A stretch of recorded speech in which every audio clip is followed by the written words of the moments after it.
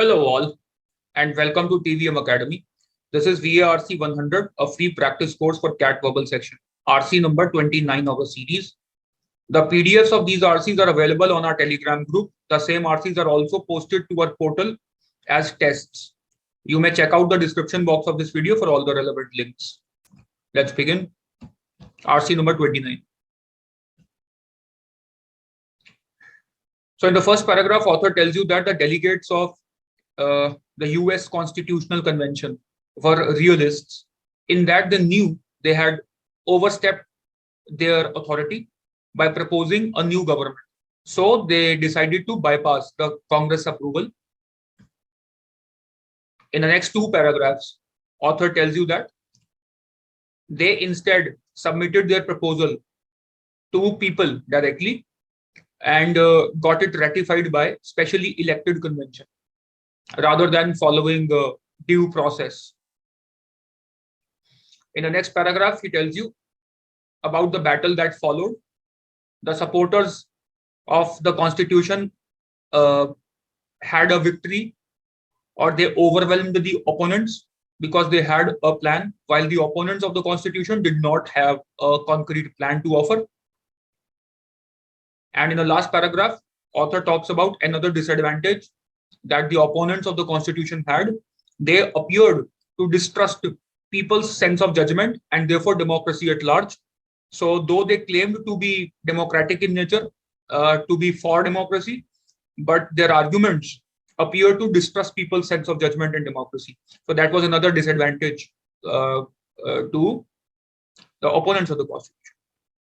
All right, to the questions now.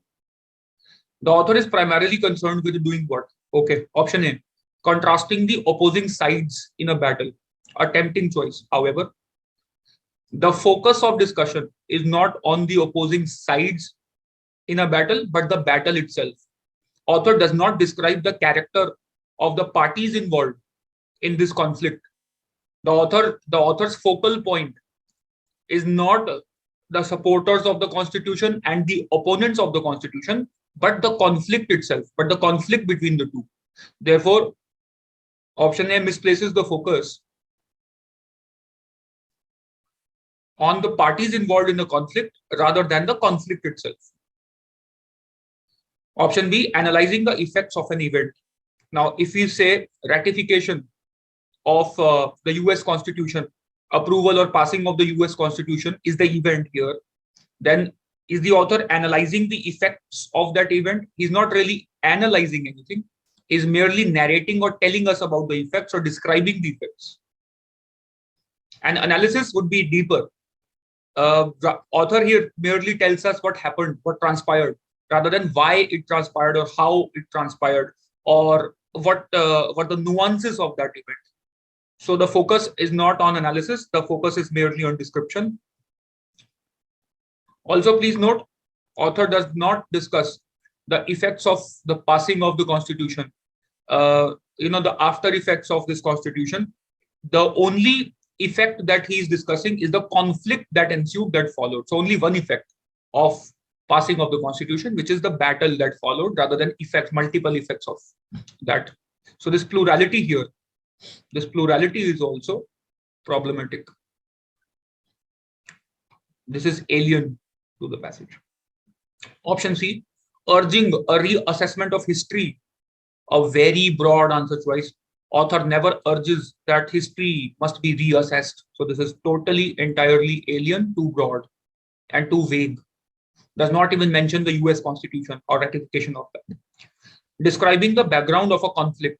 Does he describe the conflict? Yes. Does he describe the background of that conflict? Why the background? Yes. So this is what they did. In the first three paragraphs, author tells you what the delegates of the US Constitutional Convention did. They bypassed Congress. They submitted the proposal directly to the people. And that is why the conflict followed, right? So describing the background of the conflict, option D is the correct answer. In stating that anti-federalists were opposing something with nothing, the author suggests that anti-federalists were what? A simple question. So it was written that the Federalists, the supporters of the Constitution, came with a concrete proposal. They had a plan to offer, while the anti-federalists were opposing something with nothing. They had nothing to offer, which means option D, they offered no alternative plan of government of their own. They had no concrete proposal, is what he means by this sentence. A simple question. Okay. Question 3. Which of the following statements about Elbridge Gerry can be inferred from the passage? Probably the trickiest question here, the most difficult of the set. A difficult question, hard question. Now, please note an important statement given about this man, Elbridge Gerry of Massachusetts, who refused to sign the Constitution. Now, if he refused to sign the Constitution, it simply means that he had the authority. He was supposed to sign the Constitution, but he refused to do so. So he was part of that team. He was part of the delegation of the convention. He was part of the Constitutional Convention. That is why he refused to, sign the Constitution. He had the authority. Okay, option B is the correct answer. Therefore, he was a delegate to the Constitutional Convention. This particular part, this modifying phrase makes it clear, modifying clause rather, makes it clear. Option A, he was a delegate to the Massachusetts State Ratifying Convention. He was not a delegate, he was not necessarily a delegate to the Massachusetts State Ratifying Convention. He refused to sign the Constitution, which means he was part of the Constitutional Committee, right? He was the architect of the policy of drift advocated by the anti-federalists. Nowhere in the passage something like this is mentioned. Alien. He claimed to have a more democratic view of government than the federalists. Now, please note the only sentence mentioned which is even close to or remotely relevant to this particular option is this sentence. Although the anti-federalists claimed to be the democratic group, so they claimed to be the democratic group in general, as a group they claimed to be democratic. But was this man, Elbridge Gerry, in particular, did he ever claim to have a more democratic view of the government than the federalists had? We don't know. So this is alien again. All we know is that the anti-federalists in general claim to be the democratic group, right? Not this man in particular. So what is true of one set in general is not necessarily true of every member of that set. Well, logically it is, but in language, there is a scope for exception. So therefore, even if as a group I claim to be democratic, it is not necessary that every member of this group is necessarily democratic. It's more of an average kind of a statement rather than as one applicable to individual members of the group. Okay. Question 4, the author's quotation of John Mercer serves which of the following functions in the passage? Again, one of the moderate to difficult question. Now, please note, in the last paragraph, author has mentioned 3-4 quotes from 3-4 different anti-federalists.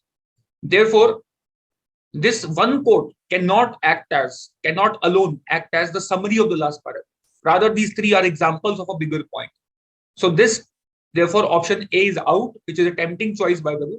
But one quote, because the author has mentioned multiple quotes by multiple people, this one quote cannot stand alone as the summary of the paragraph. Rather, these 3 are examples of a bigger point. Okay. It furnishes a concrete example. Absolutely correct. Option B should be the correct answer. It articulates the main point of the passage. No. Actually, this passage has no main point. Author is merely narrating an incident, what happened during the passage of US Constitution, the conflict that ensued after the ratification of it. So there's no main point. So this quote cannot articulate. It clarifies the preceding quotation. No. Mercer's quotation does not clarify Elbridge Gerry's quotation. They are separate, standalone statements, mutually exclusive statements. They have a common theme, but they do not clarify each other. So option D is also out. Last question.